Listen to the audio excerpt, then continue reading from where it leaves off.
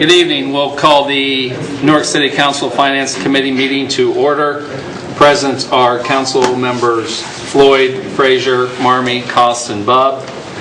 First item on the agenda is a request for appropriation in the amount of $2,500 for vehicles. Good evening, Mr. Chair. As you know, Chief Connor has been soliciting donations for an all-purpose vehicle. That vehicle has been purchased, but donations continue to come in. This will be appropriated for equipment and a trailer. I'd also ask a courtesy, you could waive the second reading if you would, please. Motion. Second. Motion by Floyd, second by Bubb. Questions or comments? Seeing none, all those in favor signify by saying aye. Aye. Those opposed? Motion passes 5-0. Thank you. Next item on the agenda is a request for appropriation in the amount of $87,500. Good evening. This is an appropriation out of the intra government fund so that we can distribute the 2015 income collections to the JEDZ 1 board, the JEDZ 2 board, and then requesting $1,000 for refunds out of the JEDZ 1. Motion. Second. Motion by Bubb, second by Frazier. Questions or comments? Seeing none, all those in favor signify by saying aye. Aye. Those opposed? That motion passes 5-0. Thank you. Next item on the agenda is a request for appropriation in the amount of $15,077.78. Improvements to West Main Street.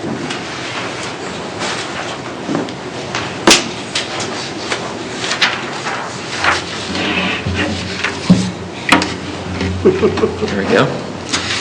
Thanks. This is just a reappropriation of funds that were on a purchase order that was inadvertently closed at the end of 2015. So the $15,077.78 was left on the purchase order, and we weren't quite done with it yet. So we want to reappropriate those funds, and those are out of the infrastructure bond note that was sold back in fall of 2014, I believe. Motion. Second. Motion by Bubb, second by Floyd. Questions or comments? Seeing none, all those in favor signify by saying aye. Aye. Those opposed? That motion passes 5-0. Thank you. Thank you. Next item on the agenda is a request for appropriation in the amount of $275,000. Yeah, this is a request for appropriation for money for our anaerobic digester design work at our wastewater treatment plant. This is for engineering services. So. Motion. Second. Motion by Bubb, second by Floyd.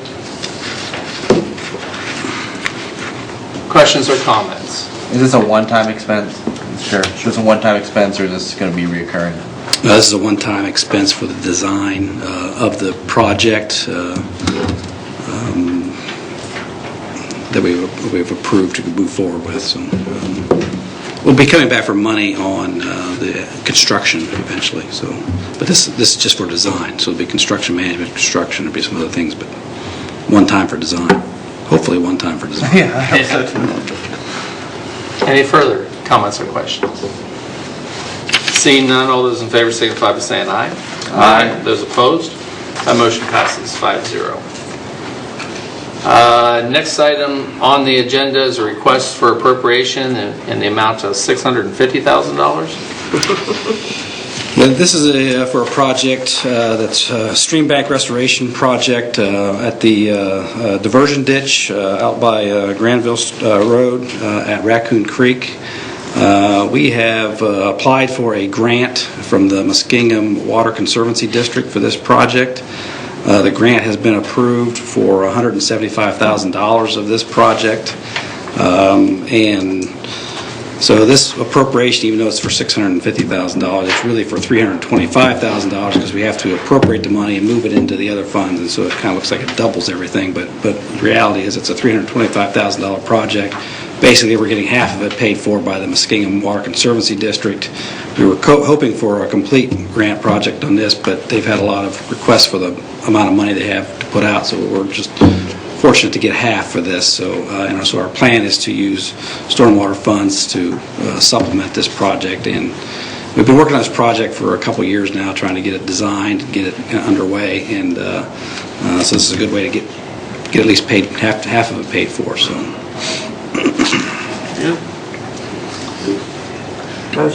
Motion by Floyd, second by Bub.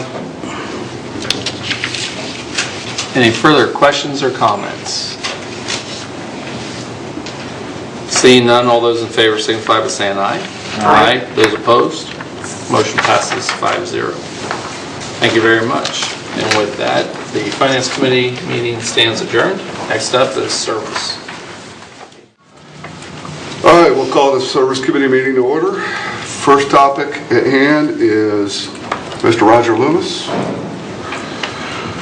Utility Superintendent. He's going to provide us with a brief overview of the Division of Water and Wastewater Annual Report and tell us about how good our water is.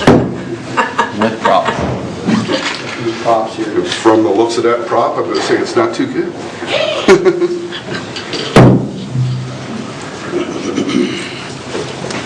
Well, I was requested to come and talk a little bit about lead in the water because that's a hot topic around here, and we'll talk about that, and then we'll talk a little bit about our annual report, and I can answer any questions you have. I think I've emailed all of you the report, so I'll be willing to take questions after I get in. But I thought I'd talk about lead in the water first, just to kind of reassure people, and we can talk a little about how we deal with that. First of all, I want to introduce Sean Wagner and Don Dyer. Sean's our water plant superintendent, and Don Dyer is the assistant superintendent.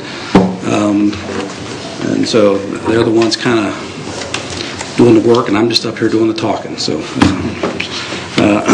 anyway, just a little bit of brief overview about the water treatment plant. We do have a 15 million gallon a day water treatment plant at the north end of town, up off of Waterworks Road. We currently run about 7.5 million gallons of water a day through that plant every day.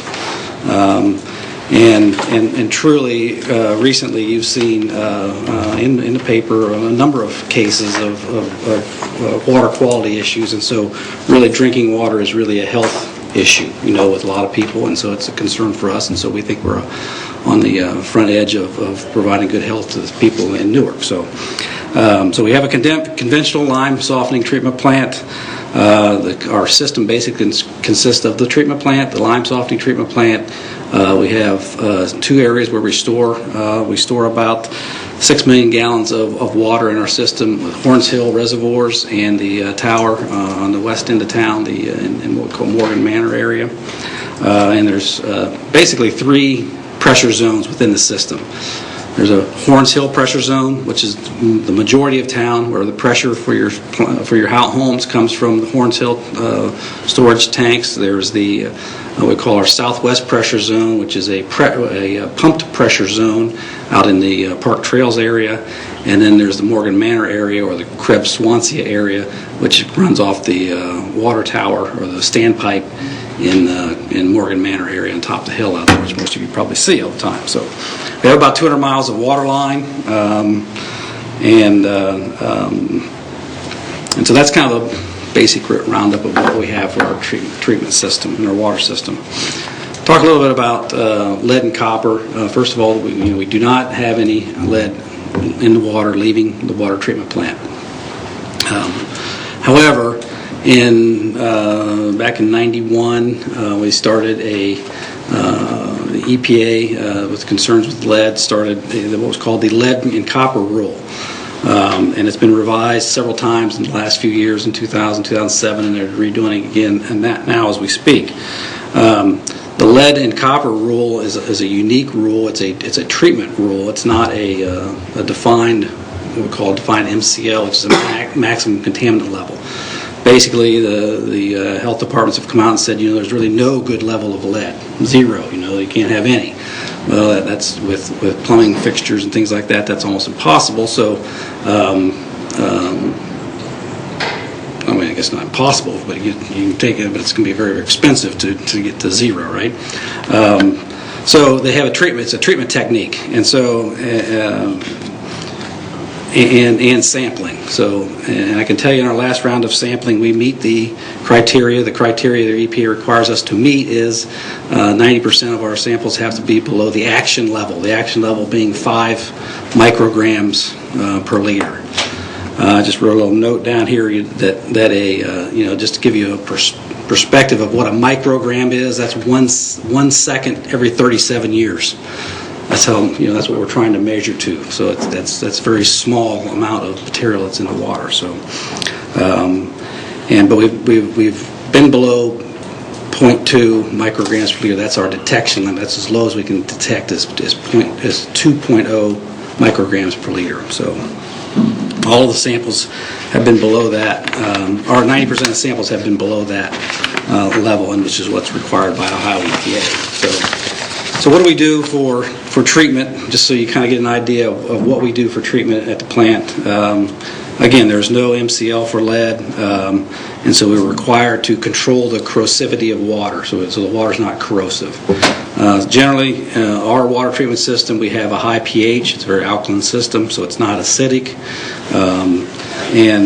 And what we do is we provide enough alkalinity or calcium in the water so that it's what we call depositing, and so we end up putting a coating of lime on the water, on the piping, so that water does not contact the metal. As we all know, water is a universal solvent. If it's contacting with metal, it's going to dissolve the metal, and that's how the lead gets into the water. It doesn't come through the treatment process; it comes through plumbing systems. I brought the first sample here. Is the piece of pipe on the blue bag there? That's a pipe from the downtown project that we're working on that we took out. That pipe was installed in 1905. But you can see the white coating on there. That's the calcium coating that we put on the pipe through our treatment processes. That's our treatment technique, so that you can't, so that we don't dissolve the lead. Now, there's no lead in that actual pipe, but there's lead in the joints. So the joints have leaded joints to keep them from leaking in the pipe. We still have some pipes. We have quite a bit of pipes in the system that have lead joints in them. So the next technique that we use to control the corrosivity of water is we add a corrosion inhibitor as well, and we use orthophosphate at our plant. Orthophosphate, we're spending about $20,000 a year to put orthophosphate into the water. That's what it costs us to keep the pipes to coat the pipes so that we're not getting the corrosion into the system. So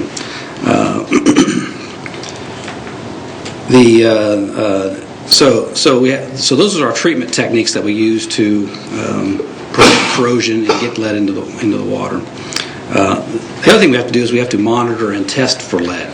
So currently, because of how our samples have come out in the past, we've been doing this for over 20 years now. So we have to sample now every 3 years, and we sample 30 homes in the city. These homes are all built before 1986. 1986, they outlawed the use of lead in solder joints, and so homes that are newer than that should not have lead-based solder in their plumbing and should not be a problem with corrosion of lead. So every 3 years now we are sampling 33 homes, and those samples are sent off, and that's where we got to be below 90%. Of those have to be below the action level for us to do anything. So. Also, just for your general information, we test the tap water at the plant every 2 hours. So there's continuous testing of water for things like hardness, pH, chlorine levels, and those kind of things. We're not testing lead every 2 hours, but because there is no lead in the water at the plant, so it doesn't make any sense for us to test that all the time. So, but we do test for the amount of corrosion inhibitor we're putting in, the amount of orthophosphate we put into the system, and then weekly we do what's called a Langolier index test, which is a test of whether we're going to deposit the calcium on the pipe or not, and we keep that as a depositing number then. So also we're doing every day we're going out and taking samples in the distribution system as well. So we're continuously monitoring as well as doing these treatment techniques for lead. So we've also, as you just note too, that as we think about what's in the plumbing systems, we also have meters everywhere.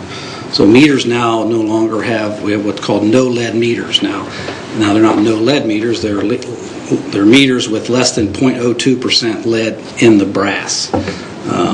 So the idea being there's very, very, very, very little lead in the material, plus we're coating the inside of that pipe so that we're not having the lead leach out. So what little is in there. So I guess I should start a little bit of talk about where does this lead, where are you going to get lead at in your house? As I talked about the leaded joints in the pipes, I mean that's one possible source, but we do coat the pipes so you don't get that there. Also, the other piece of display item I have there is what's called a gooseneck. Back in the day, before 1950 probably, we installed galvanized piping into people's homes.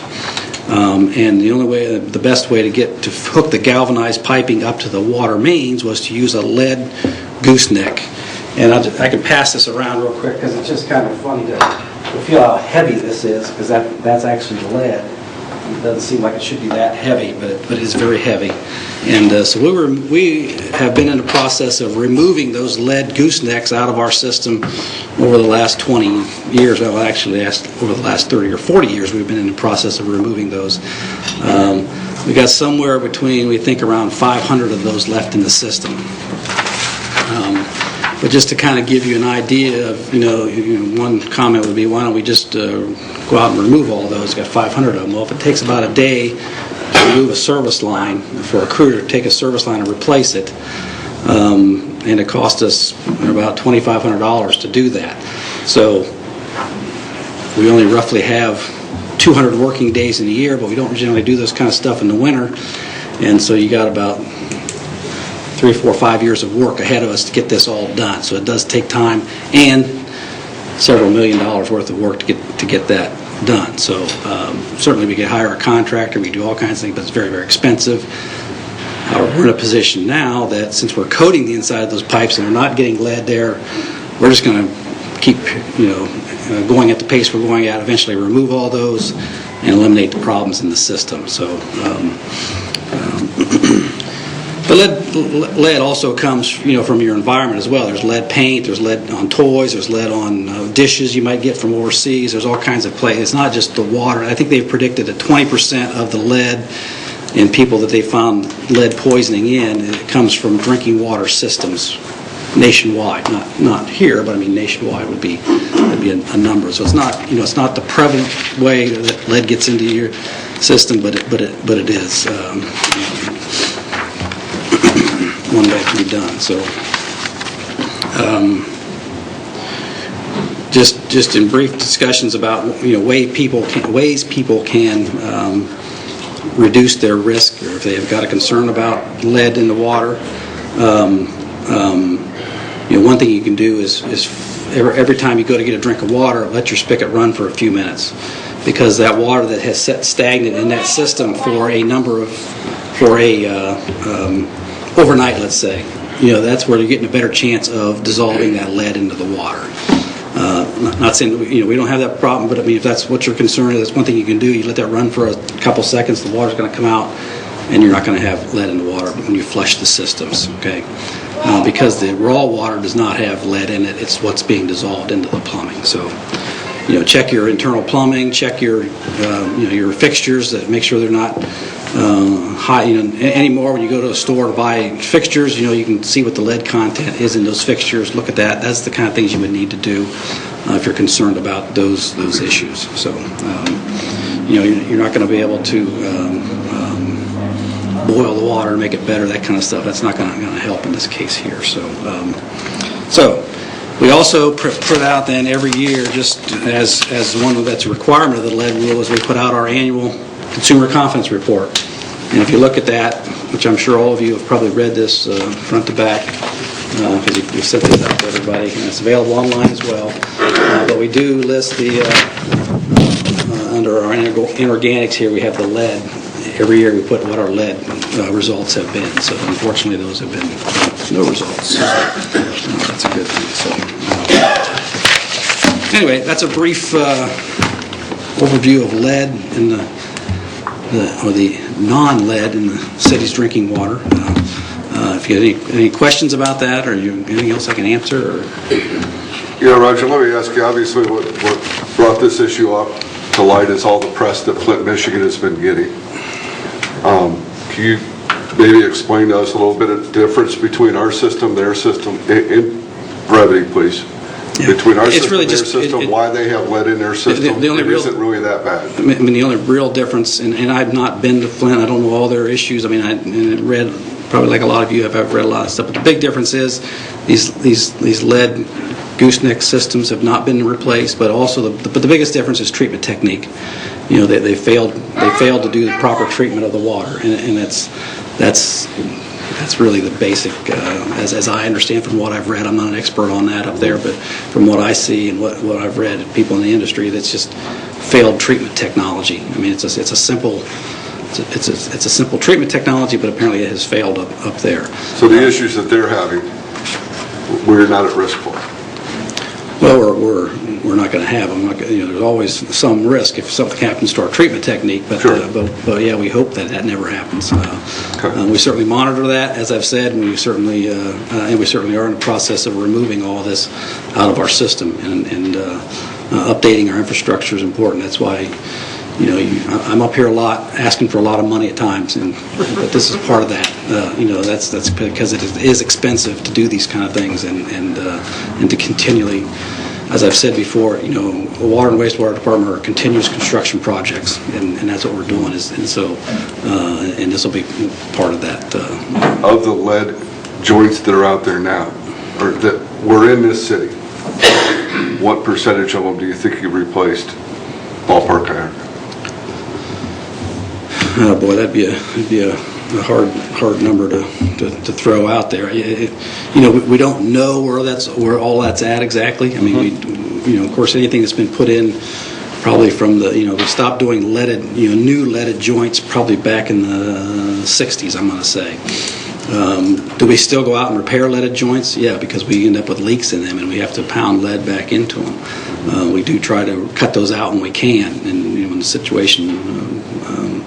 Again, we're managing the lead by treatment techniques, so they're coated. So a secondary to that is to replace those systems, and so I'd hate to even venture a guess. That's fine. But we got a couple hundred miles. You got a couple hundred miles of pipe in the ground.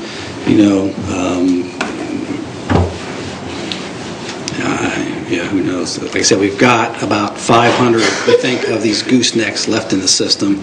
That's about 5%, so you could probably say that of the system, we probably got 10 or 20% of those piping systems out there as well. But we're replacing them, like this downtown project. All those big pipes were leaded joint pipes, and that's all coming out. So there's several miles we're taking out here in the next few years. So you're saying maybe 10 or 20% are left?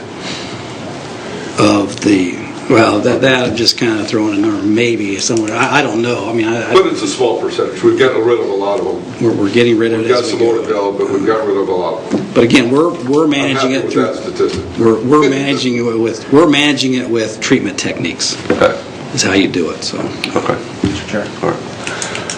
Does the Ohio EPA do your monitoring? Is that who you work with every 3 years? We report to Ohio EPA. We do our monitoring. We ship those out to a company, right? Or we're not doing the lead testing. Massey Labs, right?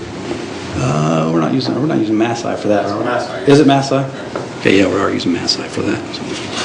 The 200 miles of water line, has that been throughout the whole span of the water department? Or are those more recent, or what? That's our total inventory of piping, about 200 miles. What is the oldest piping that we have in the city? Well, this piece of pipe right here came out from downtown, and it had stamped on it, so you can read that, 1906. So that's the oldest piping that... it's up there? It's up there? It's got to be in the top 5, okay, I'm thinking. The size of our water treatment plant, how does it compare to like the Columbus, the Clevelands, the Cincinnatis? I mean, are we up there in the top 20 because of our population size, or how does it compare? Well, I think we're in the top 20 cities in the state of Ohio, so we'd probably... Yeah, that's why. That's where the top 20 came from. One of the top plants in Ohio. Of course, Columbus is in the, in the 100 million gallon ranges. We're in the 15 million gallons, so they're probably 10 times bigger than us at least. And Columbus has three plants, I believe it is. So, and we of course only have one. So I think theirs are in the 60 million gallon day range, aren't they? Each of their plants, something like that. And then some. Yeah.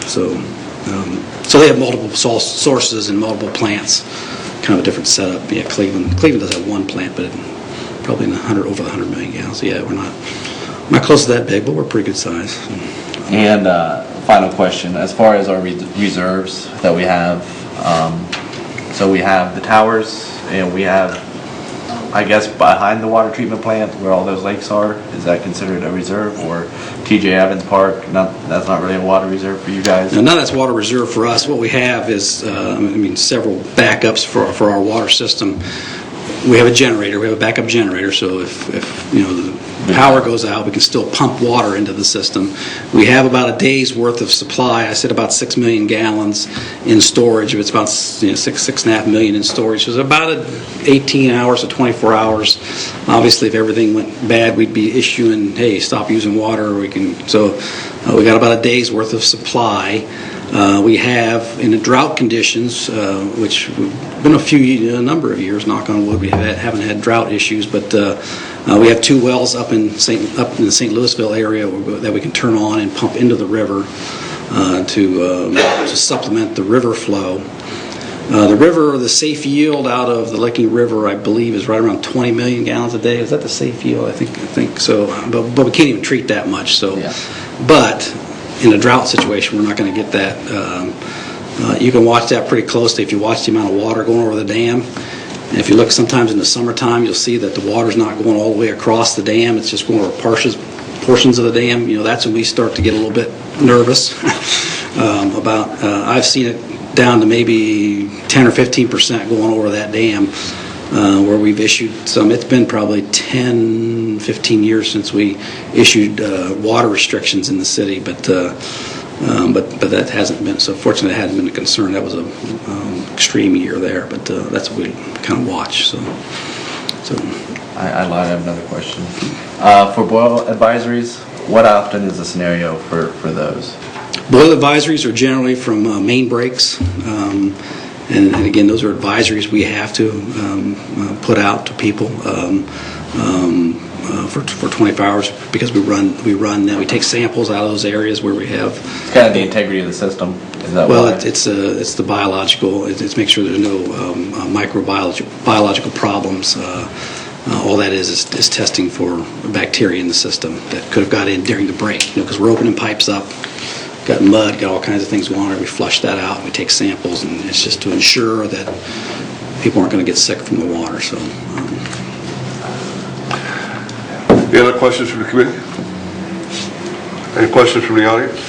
Mr. Chairman. Oh, Mr. Blake, I'm sorry. Well, I'm not a member of the committee, so I appreciate your letting me sit up here. Mr. Loomis, I just want to say thank you for coming tonight, and also for council knows that the youth council is going to be visiting you on Waterworks Road at their March meeting to visit the water treatment plant, and also at the wastewater treatment plant in April. And one of our youth council members, Nicole Creekmar, is sitting out there, so I want to thank her for coming tonight. I don't see any of your colleagues, so I have to get on them about that. Ain't that right, Mr. Mayor? You know? Get on. She'll be far ahead of the rest of us. That's right. That's right. So I appreciate you coming tonight so she could hear this and so the public can hear this information, and look forward to those visits at the water plant and the wastewater plant in April. I had a question regarding on page 5 of your report. Can you, and this is educational, I just don't know, so that's why I'm asking this. Can you explain what is, when it says chemical monitoring, the averages for 2015, when it says stability, what exactly does that mean? And when it says hardness, what exactly does hardness mean when it says these monitoring averages? Just if you could expand a little bit on that. I'll let Sean explain the stability. real quick. It's just a test that we're running, so. Yeah, the stability is, Dude, I'm sorry. I hate to say this. You got to come up in front of the crowd so the microphones can pick you up so on the minutes. Thank you. If you could just state your name. Sean Wagner, the city water treatment plant superintendent. Stability is the way we detect if it's corrosive or scale forming. So the stability of water, that's how we determine what it's going to look like when it hits the pipes. If it's above 0, then it's calcium deposits. So we're looking at a positive. Trying to be at a positive number with that. So if you're looking at the pH scale, 7 is neutral. Anything below 7 is alkaline or is corrosive. Anything above is deposit forming. So when it says .044, We're deposit forming. So that's what we're looking to get. okay. Yeah. So that's what you would expect. yes. Yep. And your second question? The hardness. The hardness. So hardness is the water coming out of the North Fork Licking River is around 220. So there's different levels of hardness, and that's calcium and magnesium. So we try to reduce it to a moderate hardness, which we're running around 120 milligrams per liter. So, and that's more aesthetics. The hardness of the water, that's where you get your soaps when you're in the shower and you're scrubbing, you get the suds. So you need some hardness for that, but you don't want water too hard because then it's not aesthetically acceptable. So when people put their own water treatment or softeners in their homes, they're trying to reduce that, is that what? Yeah, and that can actually cause issues with your plumbing, and therefore you can have even more corrosion in your. So I mean, it could be problematic. We don't recommend that you soften the water. We believe that we take it down to a moderate hardness, which is aesthetically pleasing. So. Yeah, so for most municipal treatment systems, thanks, Sean. Thank you, Sean. Most municipal treatment systems, some people like zero soft water and some people like real hard water. So we try to hit the middle ground. And and I call it the Coke and Pepsi argument. Some people like Coke and some people like Pepsi. Well, we got to be kind of somewhere in the middle because everybody's got the same stuff, right? And so when we look at these kinds, now we can't, with our treatment system, can't get to zero hardness. A water softener, a home water softener, which is called an ion exchange system, can go to zero hardness. That water is very corrosive, though. So our idea is we got to, number one, have some depositing on pipes to prevent the corrosion, but we got to satisfy 47,000 people and their tastes. And good luck, right? So we try to hit the middle is what we're trying to do. So that's generally why it is what it is. I mean, there's chemical reasons behind all that as well. But so you'll hear the number. If a water softener guy comes to you and says, "I'm going to have zero soft water," or you may have so many grains, and you'll say you have so many grains of hardness. So we're probably in that 6 or 7 grain area. So the numbers you might hear, kind of things, even though we're talking, it can be grains or it can be milligrams per liter. So. That's all of us speaking water, So the other people just it's somewhere in the middle, okay? It's moderate hardness. So, Thank you. All right, any other questions from community members? I just have a statement. Or statement? I think the water tastes great. So keep up the good work. We appreciate it, and we're glad we're not in the news. So please keep that up. So thank you, Mr. I just got a few comments, Jeff, on the report, if you want me to. Or Sure. You got some more questions, or? Oh, well, I don't know. I was going to ask the audience if anybody in the audience had any questions. No, go ahead. Just some of the highlights out of the report, just so you kind of look for things that we're looking at, and I want to mention a couple things here. Of course, our major project that's going on here is our downtown renovation project, and you've seen some of the work we're doing here with that.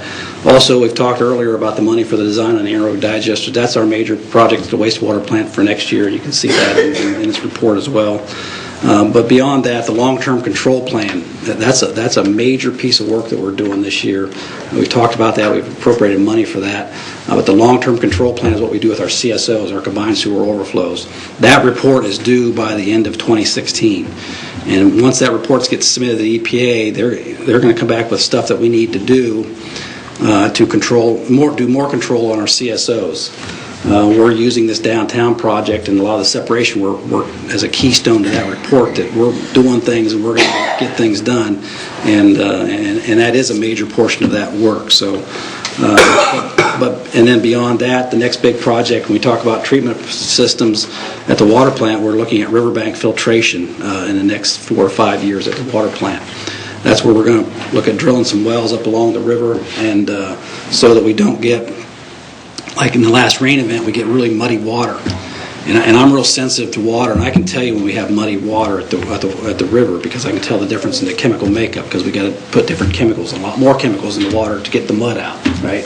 And so we can reduce our chemical costs that way, and protect our support source water. I mean, that's really important. Is where our source water is critical to what we do. So we got to make sure we're protecting that source water.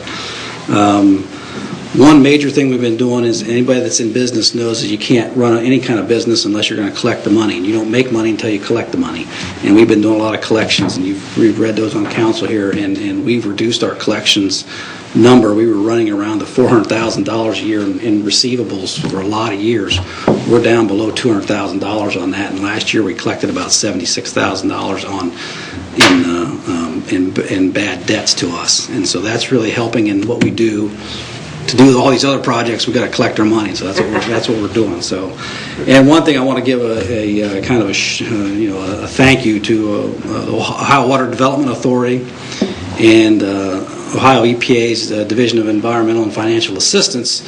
They came up with a plan to have an interest rate buy-down program on our loans. We have a number of loans. If you look in here, you can see all of our loans.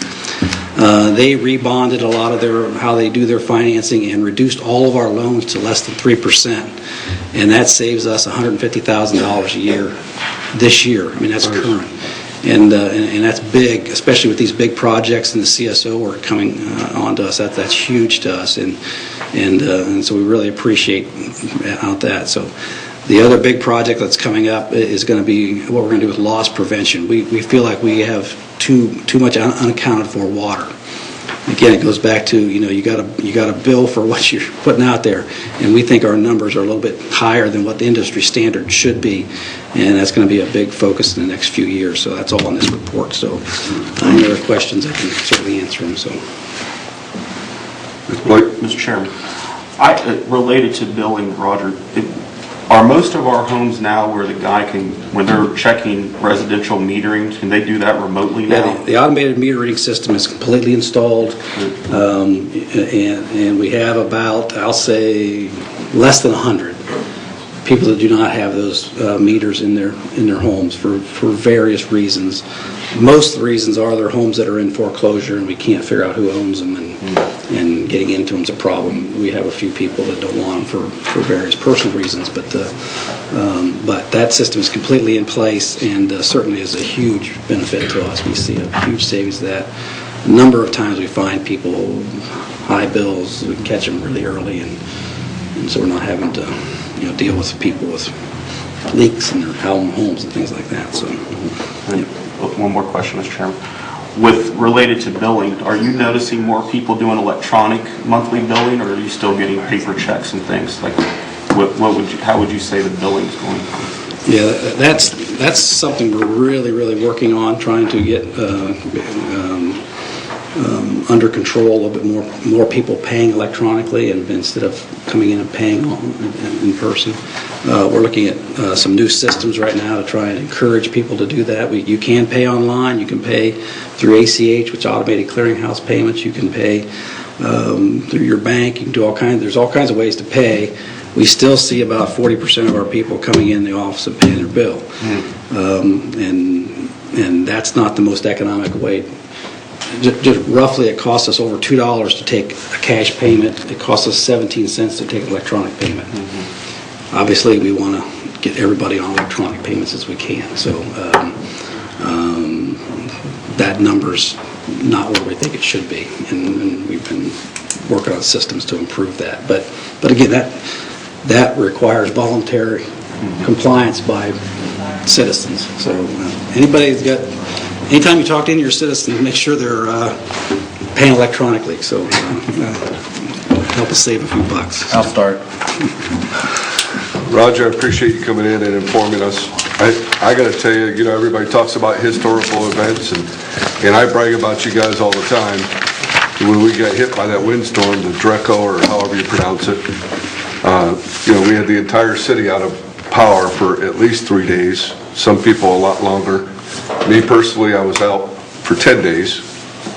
And through all of that, there was a lot of people that didn't.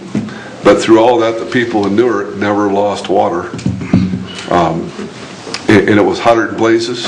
We didn't have any electricity, but it was nice to be able to take a nice cool shower and have something to drink. And That only cost us $1 million to keep that going. So. What's that? That was only $1 million to keep that going. That was very appreciated. And, money well spent, I would say.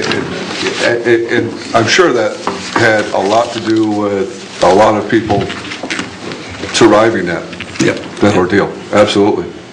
So when do you retire? Hopefully it's not for another 20 or 30 years. Thank you, Roger. All right, thanks. Thanks, Roger. And thank you guys for coming in as well. Did you get your pipe back? All right, up next, I think we've got a series of resolutions and 2 resolutions and an ordinance that we're going to discuss. Prior to reading and discussing those, we're going to have our law director, Mr. Sasson, explain to us the legal procedure and how this is supposed to work. Well, is that correct? I think so. All 3 of the pieces of legislation, the 2 resolutions and the ordinance, relate to the same annexation. I guess I'll just address the first 2 initially, and they're fairly common. You've seen these before. These are required by the annexation law. That before the county commissioners finally approve the annexation, we're required to pass a resolution which sets forth the various services that the city has to offer for this piece of property, and also if there's going to be a bifurcation of the roadway, to do a highway resolution ordinance. In this case, there's not, so highway resolution ordinance is not necessary. And then also the second resolution with regard to a buffer zone that basically says to the person annexing that if this annexes and if there are zoning conflicts, you may be required to do a buffer. There won't be in this case. So these are about, these 2 pieces of legislation, the 2 resolutions on this issue initially are about as ministerial as it gets. Okay. On the third issue, if you want me to just talk about that, the ordinance with the annexation, you will recall, if you've been here long enough, that we changed the process that we present this ordinance of annexation. It used to be that the piece of legislation that would be for you would be an ordinance annexing the applicable piece of property into the city of Newark. In my opinion, from a logic standpoint, that didn't give City Council a meaningful opportunity to object to an annexation if you wanted to do that. The reason why is because the law basically says that the city can vote to accept the property in, or they can do nothing. And if you do nothing, that's deemed to be acceptance of the property. So let's assume you have a piece of legislation in front of you accepting this property and agreeing to this annexation into the city of Newark, but you don't want the property annexed. So council votes no on that. That kills that piece of legislation. That's by some people's definition deemed as inaction, and under the statute, inaction on the part of council means it's deemed to be annexed. So under that old system, there was no way to logically and meaningfully object to the annexation of property if you wanted to object. So in summary, this is the piece of legislation that we refer to as the one you vote no if you mean yes. Okay, this is the one time that if you want, and today in committee, I'll ask you all to vote yes, because what you're voting on in committee is to simply pass this legislation on to council for consideration by the full council. When we come back to consider the annexation next Monday, then I will be asking if you want this property to annex into the city of Newark, you should vote no. Because what you're doing is you're not objecting. By voting no on it, this piece of legislation dies for lack of a majority vote. That's deemed to be in action. By statute, the property is annexed in the city of Newark. If you want to keep this property out, then you vote yes, because yes, you are objecting to this. And if a majority of city council votes yes on this legislation, then you have now effectively prevented this property from annexing. So we do this reverse logic because it's really the only way that you can, from statutorily and legally, object to the annexation if you want to do that. So what happens if that piece of legislation does not make it out of committee? If it does not, Theoretically speaking, hypothetically speaking. Probably the same as if council votes no on the floor, but just from a parliamentary standpoint, I prefer that it come out of committee and be addressed by the whole council. Makes sense. Ultimately, it probably doesn't make any difference at all. I just like the parliamentary procedure better when we do it that way. Okay. Fair answer. A little OCD, I think. Fair answer. Okay. Okay. So we'll proceed. Thank you. Next item on the agenda is consider resolution number 16-21. Adopting a statement indicating what services, if any, the city of Newark, Ohio will provide for approximately 2.0 acres, more or less, located in Newark Township, a territory proposed for regular annexation and declaring an emergency. Who is here to speak on that? Law Director just did. Okay, so we have hold on a second, let's get to the next page.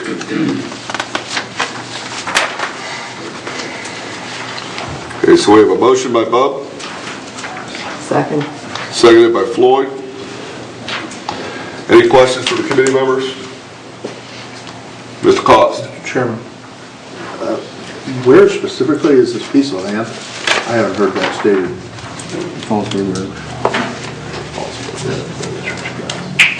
The map is connected to the legislation, ordinance number 16-2. The address of the map is connected to that. It's out Buena Vista. You go up Buena Vista to Skyline Drive. If you look at the map, It was in your package. There's no map, that's why. There is no map in our packet. Jeff, just a simple answer. It's out behind the God's Acres Church out there off Buena Vista. Thank you. Okay, thank you. Any other questions from committee members? Any questions from the audience? Seeing none, all those in favor signify by saying aye. Aye. Opposed? That passes 5-0. Up next is resolution numbers, consider resolution number 16-22 regarding the buffer zone for the annexation of approximately 2.80 acres, more or less, located in Newark Township, behind God's Acres Church, and declaring an emergency. Motion. Motion by Bub. Second. Seconded by Floyd. Any questions from the committee? Any questions from the audience? Seeing none, all those in favor of passing this on to full council signify by saying yes. Yes. Aye. Yes. Sorry. Aye, yes. Aye. All opposed? That passes. We'll go on to city council. Move on to full council. Up next is ordinance number 16-02 regarding a buffer zone for the annexation of approximately, 16-02, objecting to the annexation of certain territory generally described as being approximately 2.0 acres, more or less, located in Newark Township to the city of Newark, Ohio, and declaring an emergency. Make a motion. Motion by Bub. Second. Seconded by Floyd. Oops. Go the wrong spot. Pen's dead. Over here. No? Maybe I do, maybe I don't. Any Any questions from members of council or members of the committee? Any questions from the audience? All those in favor of passing this and moving this on to full council signify by saying aye. Aye. Opposed? That passes 5-0.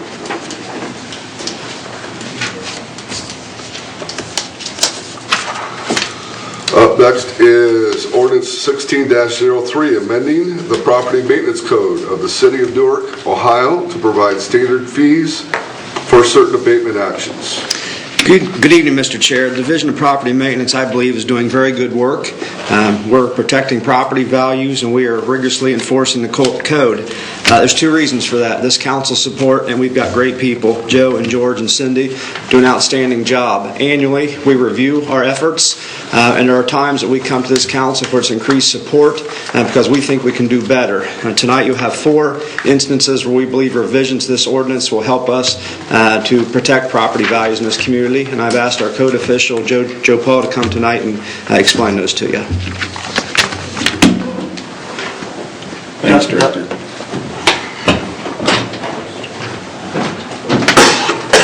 Thank you, Mr. Chair. Thank you, Joe, for coming. We're proposing to raise the mowing and grass cutting to $200 a cut. It's to more accurate from $100.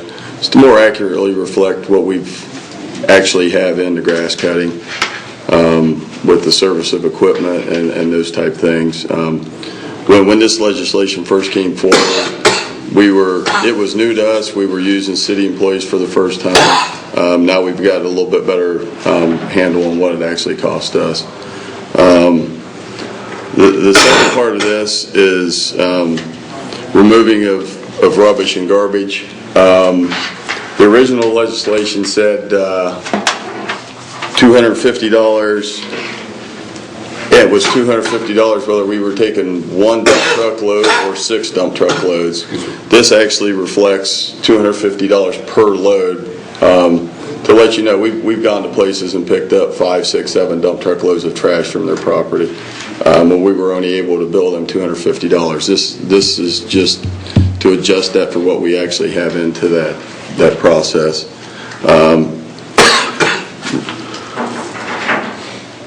Section 2 of this talks about taking what is now allowable, which is 20 tires on a property, and reducing it down to 4. I think that's common sense says that 4 tires sitting laying on the outside of your yard is more than enough. And then Section 3 just deals with Chapter 8, which is our reference standards that we use that, for whatever reason, was omitted from the original code. So, any questions? The tire quantity? Yes, sir. That is complaint driven? Everything we do in property maintenance is complaint driven. Okay. Sure. No. Mr. Bub? I think these are all good changes for the better. I'll make a motion. Motion by Bub. Did you second? Seconded by Cost. Any questions from the committee members? Yeah, Mr. Chair. Go ahead. What is your volume like for the year? On a yearly basis, we're and I didn't bring those with me, but we're right around 2,000 inspections a year for George and myself. I'm sorry, can you clarify your question? Volume of what? Volume of dump truck loads or tires? Complaints of him going out there and having to inspect properties. Okay. Yeah, we do approximately 2,000 inspections a year. And Mr. Chair, how many of those result in fines or fees? I don't have that in front of me. I could give that to you. It's a considerable number, but I wouldn't. A high guess percentage? right now. Yes, sir. That's all. Chairman, I just want to say your department does a wonderful job. I mean, I know you hear complaints from me and everybody else because people call us, but we do appreciate the work that you do because it can be very frustrating to live in a neighborhood where there's very run-down property or a bunch of junk left around, and so we appreciate the work that you do. Thank you. Is there an occasion or occasions when you'll go out, do an inspection, assess a fine, and they come into compliance and then you reverse the fine? We have the ability to abate fines, and we certainly do, provided you're not a repeat offender. If it's a one-time offender or a very infrequent offender, we'll abate fines. Okay. Any other questions from committee members? I'll just make a statement. I just want to say thank you to George. We had a constituent who copied us on an email. George was prompt to respond, remediated the situation, and so once again, an example of you guys doing your jobs and taking pride in what you do. I'll let George know he does a wonderful job up there for us. Appreciate him. So with that, I'll be quiet. Any questions from anybody in the audience? Okay, seeing none, all those in favor of passing this on to full council signify by saying aye. Aye. All opposed? That passes 5-0. Thank you. Gentlemen, we appreciate it. Thanks, Joe. And that concludes the Cities Committee meeting. We'll stand adjourned. And that concludes all committee meetings for the evening.